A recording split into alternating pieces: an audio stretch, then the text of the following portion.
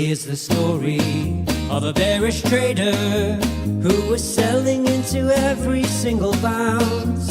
All his orders hit the bid, such a sucker. Sometimes you buy the dip. It's the story of a bullish trader who was buying each down tick he saw. He averaged down and rarely stopped out on the edge of blowing up. Until one day they subscribed to Routine Trader and realized they can do both buy and sell. That there are two sides to Mr. Market, and beating him both ways is pretty swell. Yeah, pretty swell, so very swell. Beating Mr. Market both ways is pretty swell.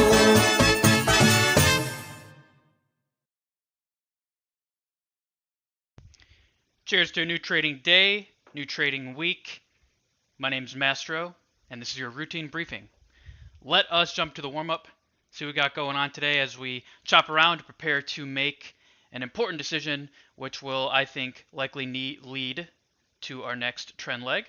So I'm going to go ahead and switch screens here, and like I said, we'll start with that warm-up and see what the tea leaves are telling us for today, so far for today. So let me drag this over and let's talk about it. So we do have an open auction once again. We do have the down and balance inventory once again. I am blocking the status once again. Oh. And so we're going to make this a little smaller. There we go. Okay, and that's what we got. So very, very, very, very similar to Friday. In fact, we opened, let me see, almost the exact same price. So we opened within about 6 or 7 points of Friday's opening price. So we really just have the same market. I didn't get a trade on Friday because there was no trade to be had for my strategy, which is Occam, which you can read about in the description of this video, where you can also access this warm-up document and all my other fun little resources. So yeah, it's same old today, going into the week, looking exactly like it did last Friday, including the overnight. Really interesting overnight, going nowhere. I think we had lows of about 65, highs of about 505, a little bit less, and yeah, we're just hanging out. So you can see, if you look on the warm-up document here, which is super interesting, those lows and highs correspond to the edges of the expected move. So Mr. Market's really trying to figure out where the heck he wants to go, and we're going to be here to try to catch that trend move if and when it does come. We are in what I call chop level maximum, which means that at the end of this, and I think fairly imminently, we are going to see that nice trend move. Is it going to happen today? I'm not so sure. Yet I would expect some point this week for us to have a nice trend day, so definitely be on the lookout for that. So you can see our SPY levels, pretty much the same as Friday as well. I just added that 458 because that is the new 3-week swing high. Yep, besides that, very similar. So that's what we got going on in the warm-up. We're still waiting for Mr. Market to do something, just kind of chopping around, death chop, whatever you want to call it. So nothing really to watch quite yet. So as we hang out and wait for a potential trade, we have a few cool things to be watching for in terms of tape action itself here. So the first thing that I want to start with is just going to be the daily chart. So we'll talk about the weekly second today. Yet right now, really the main thing I'm watching is a daily chart. So we did not quite fill that gap Friday. So like I said, I had no trade on Friday. And even looking back, in hindsight, sometimes you'll look back and be like, oh, I should have had a trade here, or maybe there's a decent opportunity here. There were quite literally no opportunities for me on Friday, which is okay, which is definitely interesting. It's been happening a pretty good amount recently, yet Fridays was a really perfect example of, I would say, the randomness and Brownian motion of things, as we didn't even fill that SPY gap. So I've been talking about for weeks. I talked about it in the Friday newsletter, that 443 gap fill or failure at the gap was really the A+ trade I was looking for, and really the only tradable bounce would have been, for me, a touch of that gap. Yeah, we didn't quite fill it. We bounced before, and then we popped into what I see as kind of an untradeable area, that 90 to 100 zone.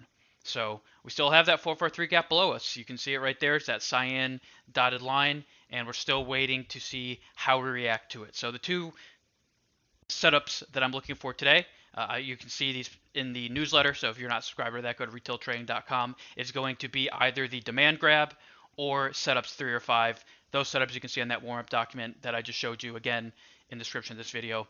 And that's really what I'm looking for. So first, looking for that demand grab. We are still in a bull market, as you can see here. This kind of just looks like a bit of a bull flag, if you will. If we want to zoom way out and look at from the bottom here, we're still definitely bullish position. As we look at the weekly chart, you'll see we are still in that state of imbalance. So definitely looking for that demand grab first. Yet if we do break through, and the level that I'm going to be looking at, and we'll look at that structure chart in a second, is at about 44.45. We do break through. I think you can see some extension down to the top of balance. And where is that top of balance? Well, that is going to be on the weekly chart here, right about this 436 area, thereabouts, which also will correspond to a test of this trend line. This is a trend line coming from the high of last year as well. So we are below that October 13th trend line. So then now the next trend line that's really in focus for me is going to be the what was that, January 2022, whenever the top of the market was, a trend line coming from that high. And again, I think that corresponds to 436 and another excellent potential buy there. So we'll talk about more about that level if we start to get near it. Yet, if we do lose this 443, the 443 gap does not serve as support. That's really the next level that I'm going to see as that downside magnet. So we'll be watching it closely, and we'll see what happens. That's going to be about 4,400 on the ES, by the way, if we want to talk about in ES terms. So why am I saying? I don't know if I said this out loud, but I've been calling this 443 level which is right here, once again on SPY, this about 4450-ish. Excuse me, 4460-ish on the ES. Why am I calling this an A- trade today opposed to that A+ setup? Well, for two reasons. First is going to be just the fact that we have tested this area twice now. You can see it on the 4-hour chart. You had the really significant test on Friday morning. You had another test overnight here, and if we do hit it again, that's going to be the third test. So looking for that demand grab trade. Yet we have to keep in mind, number two, every single new low has been bought by the bulls from last week to today. Every single one, not really much of a test at all, and eventually they're going to have to flush them. There has not been any convincing breakdown, we'll say, outside. I mean, some people would argue that we've had a couple days where we just those afternoon sells, but really those weren't flushes of significant lows. They were more just flushes from the high. So we really haven't seen that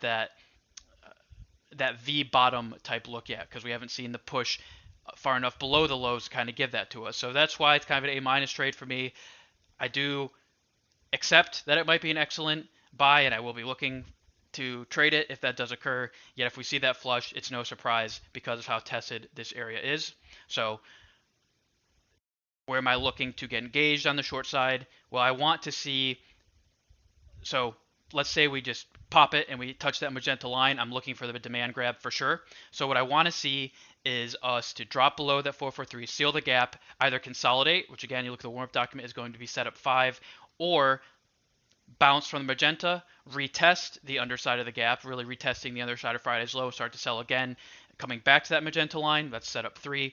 That would be my engagement on the short side. So it's a little complicated, a little tactical. You can also see we do have this trend line here, not too strong of a trend line. I'm just kind of trying to capture kind of line of best fit here, incorporating, I'm actually going to line of best fit a little differently, just kind of incorporating that down leg from last week. So this leg, this trend line is not that strong. In fact, let me color it, or let me make it a different style so we don't get too focused on it. Let's color that blue.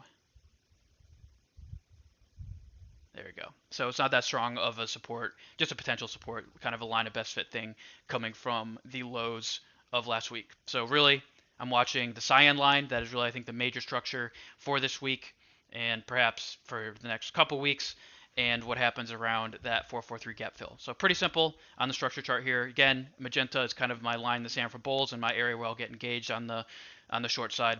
I did mark a couple potential supports. Again, that dark blue color means they're there. We got to recognize them, yet I'm not sure they're going to hold. That dotted green, kind of the same thing, a little bit stronger.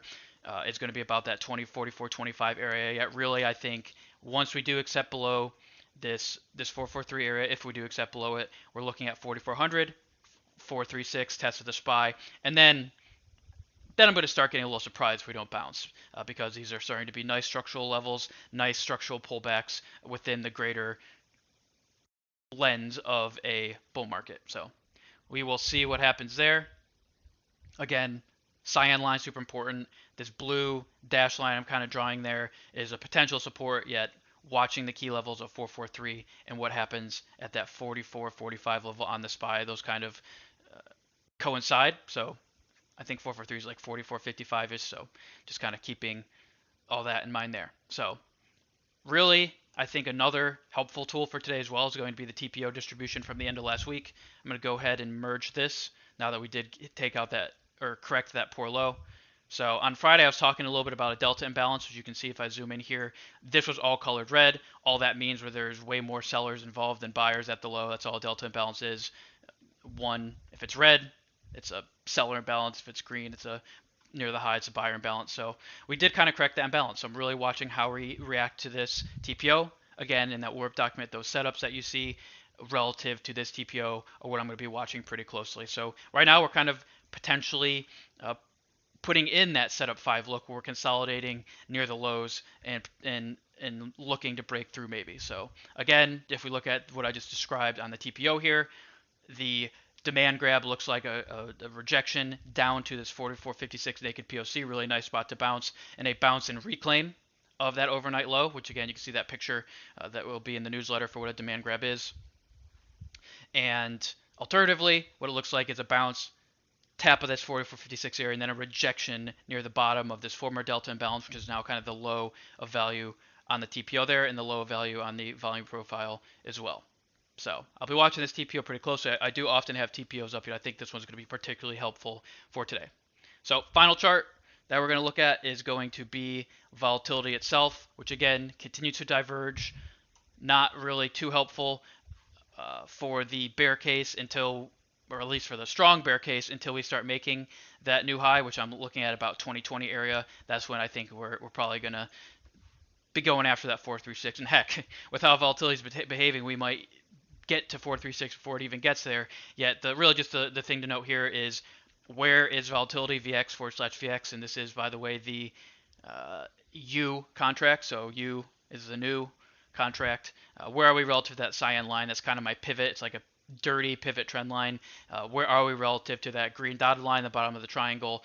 We're just kind of continue to fill it out, continue to give the bears a little bit momentum as long as we're within that triangle, as long as we're above that 1680 area, yet nothing convincing and no real strong breakdown in the market until you start to see some strength in the 4/VX volatility here. And that is all I got. So let's go take one more peek at the execution chart, lower time frame. Still downtrending. That's the only function I see for these MAs, but I put them in because I think it's a little helpful determining which way trend's going to go, and that's why they're there. So nothing really too much to talk about. This trend line is, for whatever reason, doesn't copy over properly from structure, so we are above that cyan trend line. You know, I'm not even going to look at that execution chart for this briefing. That's just confusing. So let's just zoom in, look at here. That is kind of what we got going on, and that is all I have for you as we continue to chop and watch for potential trade today. We'll see what happens. So if you did like this video, as always, I appreciate that thumbs up, like, helps with the YouTube algorithm and Routine Traders' quest to get back to double-digit views. I think we got pretty close last week for one video, so I appreciate anybody who is giving me those likes and giving me your attention for these videos. That's really always appreciated. And I'm getting some emails and other engagements, really exciting as well. So you can engage with me via just responding to that newsletter via the comment section of these videos, or on Twitter. You can find me at Routine Trader. So we'll see what happens. Once again, thank you for your attention, and stay classy until tomorrow.